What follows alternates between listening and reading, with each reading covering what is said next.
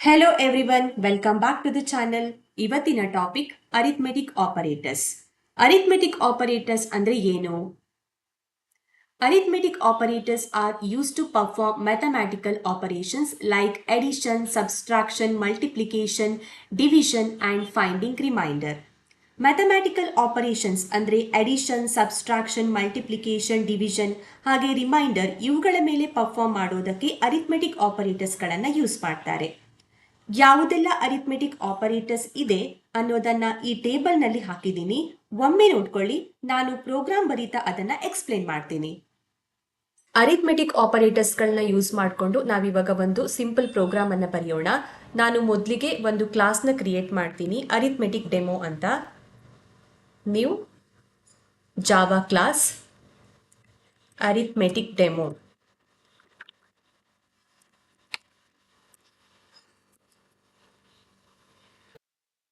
Okay, ನಮ್ಮ class create ಆಗಿದೆ. ಇವಾಗ ನಾನು ಮೇನ್ ಮೆಥಡನ್ನು ಕ್ರಿಯೇಟ್ ಮಾಡ್ತೀನಿ.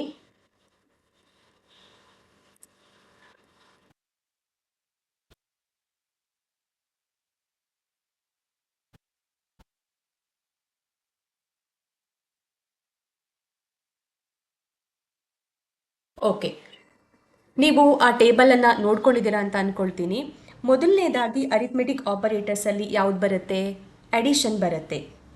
ಸೊ ಅಡಿಷನ್ ಮಾಡಬೇಕು ಅಥವಾ ಸಬ್ಸ್ಟ್ರಾಕ್ಷನ್ ಮಾಡಬೇಕು, ಯಾವುದೇ ಒಂದು ಆಪರೇಷನ್ನ ಮಾಡಬೇಕಂದ್ರೆ ನಮಗೆ ಅಟ್ಲೀಸ್ಟ್ 2 ವೇರಿಯೇಬಲ್ಸ್ ಇರಲೇಬೇಕಾಗತ್ತಲ್ವಾ? ಅದಕ್ಕೋಸ್ಕರ ನಾನಿವಾಗ 2 ವೇರಿಯೇಬಲನ್ನು ಕ್ರಿಯೇಟ್ ಮಾಡ್ತಾ ಇದ್ದೀನಿ.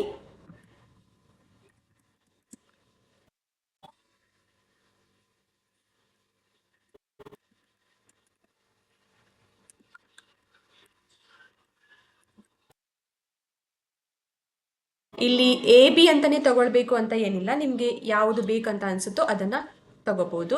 ನಾನಿಲ್ಲಿ int a is equal to 10, int b is equal to 3 ಅಂತ ತಗೊಂಡಿದ್ದೀನಿ. ಓಕೆ, ಆಮೇಲೆ ಆನ್ಸರ್ ಅನ್ನ ಪ್ರಿಂಟ್ ಮಾಡೋದಕ್ಕೋಸ್ಕರ ಪ್ರಿಂಟಿಂಗ್ ಸ್ಟೇಟ್ಮೆಂಟ್ ಅನ್ನ ಯೂಸ್ ಮಾಡ್ತೀನಿ. System dot out dot print L N.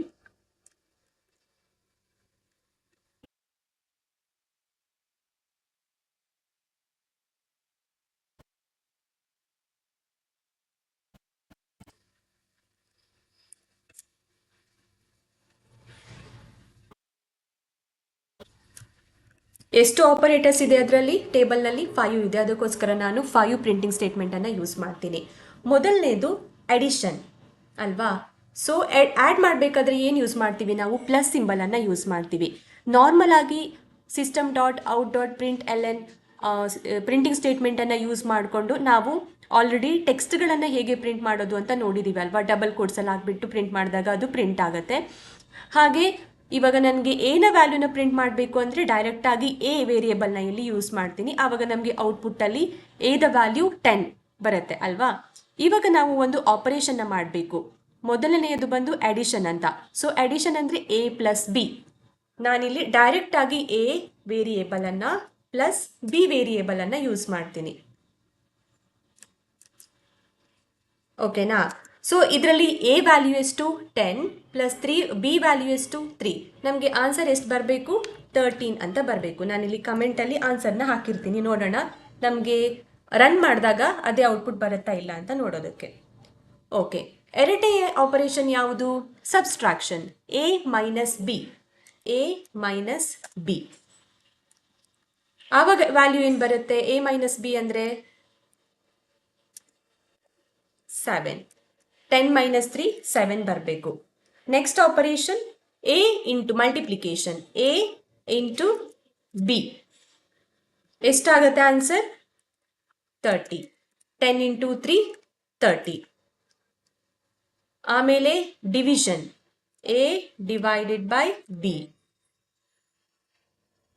ಆವಾಗ ಆನ್ಸರ್ ಎಷ್ಟು ಬರುತ್ತೆ? 10/3 ಅಂತ ಮಾಡಿದಾಗ ಆನ್ಸರ್ 3 ಬರುತ್ತೆ. ನೆಕ್ಸ್ಟ್ ಬಂದು modulus. 10%, sorry not 10, sorry variable ಅನ್ನು ಯೂಸ್ ಮಾಡಬೇಕು. 10% ಎ ಪರ್ಸೆಂಟೇಜ್ ಬಿ. ಆನ್ಸರ್ ಎಷ್ಟು ಬರಬೇಕು? 1. 10/3 ಮಾಡಿದಾಗ ನಮಗೆ ರಿಮೈಂಡರ್ ಎಷ್ಟು ಬರುತ್ತೆ? 1 ಬರುತ್ತೆ ಅಲ್ವಾ? ಸೊ ಅದೇ ಆನ್ಸರ್ ಬರಬೇಕಾಗತ್ತೆ. ಓಕೆ, ನಾವಿವಾಗ ಇಲ್ಲಿ ಸಿಂಪಲ್ ಅರಿಥ್ಮೆಟಿಕ್ ಆಪರೇಟರ್ಸ್ಗಳನ್ನ ಯೂಸ್ ಮಾಡಿಕೊಂಡು ಸಿಂಪಲ್ ಪ್ರೋಗ್ರಾಮನ್ನು ಬರೆದಿದ್ದೀವಿ. Addition, subtraction, multiplication, division and modulus ಅಲ್ವಾ. ಇಲ್ಲಿ ಒಂದನ್ನು ನಾವು ಗಮನಿಸಬೇಕು. ಇಲ್ಲಿ A/B ನಾವು ಮ್ಯಾನ್ಯುವಲ್ ಆಗಿ ಅಥವಾ ಕ್ಯಾಲ್ಕುಲೇಟರಲ್ಲಿ 10/3 ಅಂತ ಮಾಡಿದಾಗ ನಮಗೆ ಆನ್ಸರ್ ಏನು ಬರುತ್ತೆ ಹೇಳಿ, 3.3333 ಅಂತ ಬರುತ್ತಲ್ವಾ. ಬಟ್ ಈ ಒಂದು ಡಿವಿಷನ್ ಅರಿಥ್ಮೆಟಿಕ್ ಆಪರೇಟರ್ಸನ್ನು ಯೂಸ್ ಮಾಡಿಕೊಂಡಾಗ ನಮಗೆ ಡೆಸಿಮಲ್ ಪಾಯಿಂಟ್ನ ನಂತರ ಏನಿದೆ ಅದು ಬರಲ್ಲ, ಕೇವಲ ಇಂಟೀಜರ್ ವ್ಯಾಲ್ಯೂಸ್ ಮಾತ್ರ ಬರುತ್ತೆ. ಇದನ್ನು ಒಂದು ನೀವು ನೆನ್ಪಿಟ್ಕೊಳ್ಬೇಕಾಗತ್ತೆ. ಓಕೆ, ಇವಾಗ ರನ್ ಮಾಡೋಣ ಅಲ್ವಾ.